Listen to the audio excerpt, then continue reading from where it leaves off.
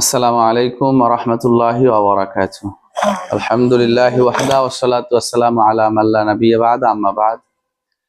দেশ এবং প্রবাসে যারা যেখান থেকে আমাদের ভিডিওটি দেখছেন সকলকে অনুরোধ করব না টেনে সম্পূর্ণ ভিডিওটি দেখবেন, ইনশাআল্লাহ সাদকা জারিয়ার কাজে এগিয়ে আসবেন। আমরা যে জায়গায় এই মুহূর্তে আছি এটা একটা শিক্ষা প্রতিষ্ঠান, একটি সালাফিয়া মাদ্রাসা। আলহামদুলিল্লাহ এখানে প্রায় 50 জন প্লাস আবাসিক ছাত্র আছে।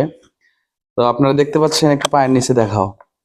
এখন প্রচন্ড ঠান্ডার দিন, প্রচন্ড শীতের দিন, আমরা এভাবেই এই টাইলসের উপরে বসেই আমরা নিয়মিত কোরআনের তেলাওয়াত করছি, কোরআন পড়ছি।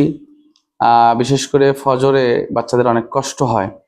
আসলে দিনী প্রতিষ্ঠানগুলো আপনারা জানেন আপনাদের সহযোগিতায় চলে। তো একটু সাদকা জারিয়ার কাজে সকলকে এগিয়ে আসার জন্য আহ্বান করব। এমনও মানুষ আছেন, আমাদের এটি দোতলা ভবন, উপরতলা এবং নিচতলা দুই তলাতেই নিচে টাইলস এবং দুইটা তালাতেই আমাদের কার্পেট প্রয়োজন।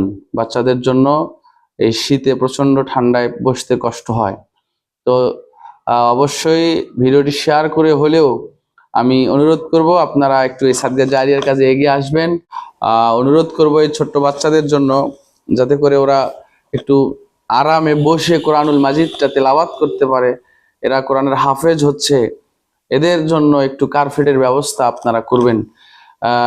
সকলকে যে যেভাবে পারেন সহযোগিতা করার জন্য আহ্বান জানাচ্ছি। আমি জানি না, হয়তোবা 10,000 টাকা হলেই আমাদের একটা রুমের অন্তত কার্পেট বিছানো সম্ভব হবে। অনেক দানবীর আছেন আমি জানি, যারা প্রবাসী আছেন, আপনারা চাইলে একটি কার্পেট বা একটির অর্ধেক টাকা দিয়ে হলেও সহযোগিতা করতে পারেন। আপনারা অবশ্যই সাদকা জারিয়ার কাজে এগিয়ে আসবেন বলে আশা করছি, ইনশাআল্লাহ। সকলকে ধন্যবাদ, জাযাকাল্লাহ খায়ের।